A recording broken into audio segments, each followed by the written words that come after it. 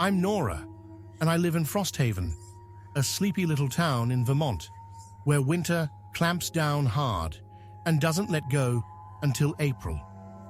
It's the kind of place where everyone knows your name, where snowdrifts pile up to your knees overnight, and snowplows are as common as pickup trucks. I used to love the sound of their engines rumbling through the streets, a comforting hum that meant the roads would be clear by morning. That was before last winter, when one of those machines, and the man behind it, turned my quiet life into a waking nightmare. It started in late January, right after a blizzard dumped 2 feet of snow on us.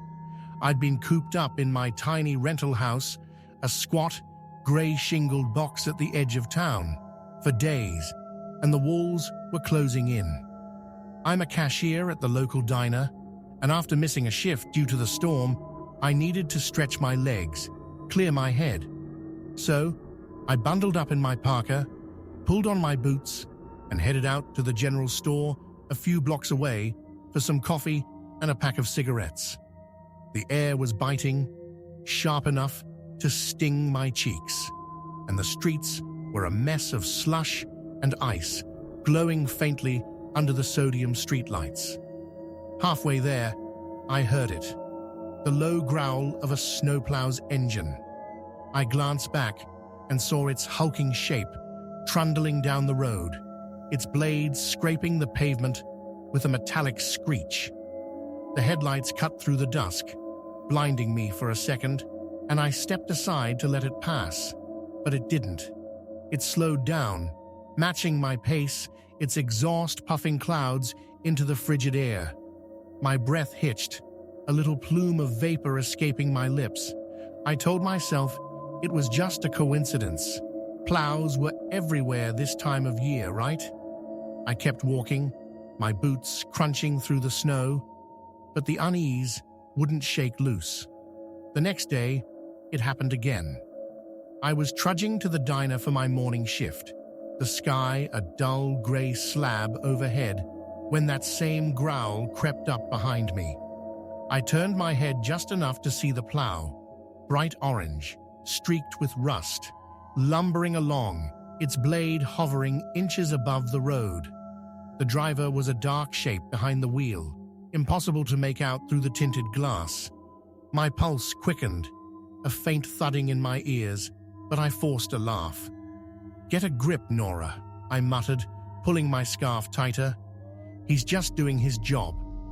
Still, I picked up my pace, my legs stiff from the cold, and the plow stayed with me, a relentless shadow trailing my every step. That night, I told my boyfriend Jake over dinner, a reheated plate of lasagna at our chipped kitchen table. He's a mechanic, broad-shouldered and steady, the kind of guy who doesn't spook easy. "It's probably nothing," he said, spearing a forkful of pasta. "Plow drivers work weird hours. Don't let it freak you out." His voice was calm, but I caught the flicker of doubt in his hazel eyes. I nodded, forcing a smile, but the knot of worry in my chest didn't loosen. "Yeah, you're right," I said, though I wasn't convinced.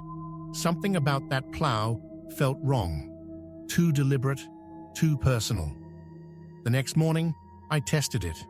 Instead of my usual route to work, I cut through a narrow side street, barely wide enough for a car, figuring no plow would bother with it. My boots sank into the untouched snow, and I hugged my arms tight against the wind. For a moment, I thought I'd shaken it. Silence. Just the whistle of the breeze through bare branches. Then I heard it, the unmistakable rumble echoing off the houses. I whipped around, and there it was, parked at the far end of the street, its headlights glaring like unblinking eyes.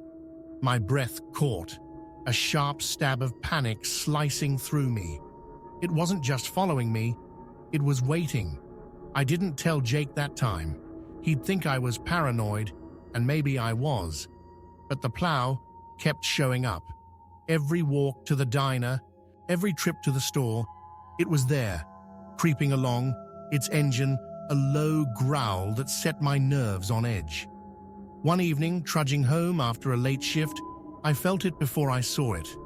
The air shifted, heavier somehow, and then the headlights flared behind me, painting my shadow long and jagged on the snow. I spun around, my voice cracking as I shouted into the wind. "What do you want from me?" The plow slowed to a stop, its engine idling. The driver's window rolled down halfway, revealing a man, middle-aged, with a scruffy beard and a cap pulled low over his eyes. He leaned out just enough for me to catch the glint of his teeth in a crooked smile. "Just clearing the roads, lady," he said, his voice rough like gravel. No need to get all worked up.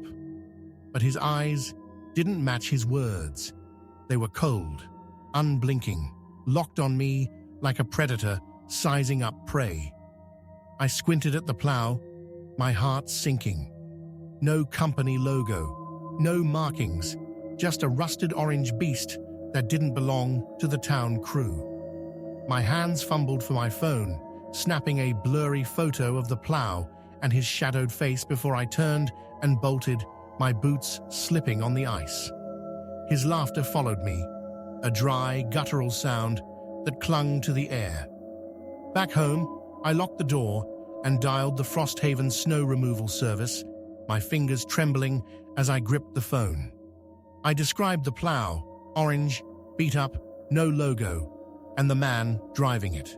The guy on the line paused, his tone shifting from bored to uneasy. "We don't have a truck like that," he said. "And none of our guys are assigned to your street tonight." The room spun. I hung up, my breath shallow, and sank onto the couch, staring at the photo on my phone. The plow's license plate was smudged with snow, unreadable, but the man's silhouette burned into my mind. Those eyes, that smile. I wasn't imagining it. He wasn't just some plow driver. He was hunting me. The next day, I went to the police. The station was a squat brick building on Main Street, warm with the buzz of fluorescent lights.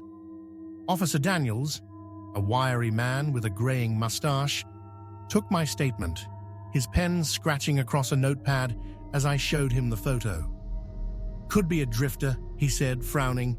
"We'll look into it. Stay off the streets alone for now." His words were meant to comfort, but they only tightened the coil of dread in my gut. For a few days, I stayed inside, peering out the windows every time I heard an engine. Jake started walking me to work, his jaw set tight, a crowbar tucked in his coat just in case. But one night, while he was stuck late at the garage, I heard it again, the growl, closer this time. I crept to the living room window, my breath fogging the glass, and saw it, the plow, parked across the street, its headlights off, but its engine rumbling softly. The driver sat motionless, a dark shape staring straight at my house. My hands shook as I dialed 911, whispering to the operator as I watched him. By the time the patrol car rolled up, lights flashing, the plow was gone, leaving only tire tracks in the snow. The breaking point came a week later. I'd fallen asleep on the couch, the TV droning late-night infomercials, when a loud bang jolted me awake. My heart slammed against my ribs as I stumbled to my feet, clutching the remote like a weapon. Another bang from the front door. I tiptoed to the hall, my pulse roaring, and peeked through the peephole. The door was ajar, snow swirling in, and beyond it, a figure loomed in the dark. A man in a cap, his breath visible in the cold. I screamed, scrambling for my phone as he shoved the door harder, the wood splintering under his weight.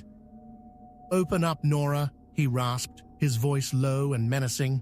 "I just want to talk." I dialed 911, my voice a panicked sob as I backed into the kitchen, grabbing a knife from the counter.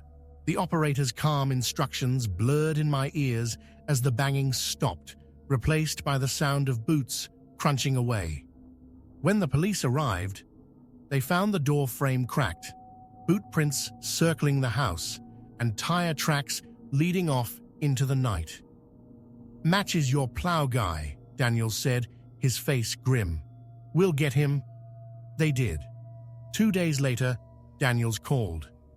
They'd tracked the plow, a stolen rig from a town 30 miles away, to a man named Carl Grayson, a registered sex offender with a history of stalking. He'd confessed to following me, said he liked watching me walk, liked knowing where I lived. The attempted break-in was his next step, he'd told them, his voice flat, like it was no big deal. They locked him up, but the relief I expected never came. Now, every rumble of a snowplow sets my teeth on edge. I moved out of Frosthaven last spring, trading the snow for a cramped apartment in a bigger city, but the sound follows me. Real or imagined, I can't tell. Jake says I'm safe, that Carl's gone, but I see his face in my dreams, those cold eyes, that crooked smile, staring through the dark. I used to love winter, the way it wrapped the world in silence. Now it's a season of shadows, and I wonder if I'll ever feel warm again.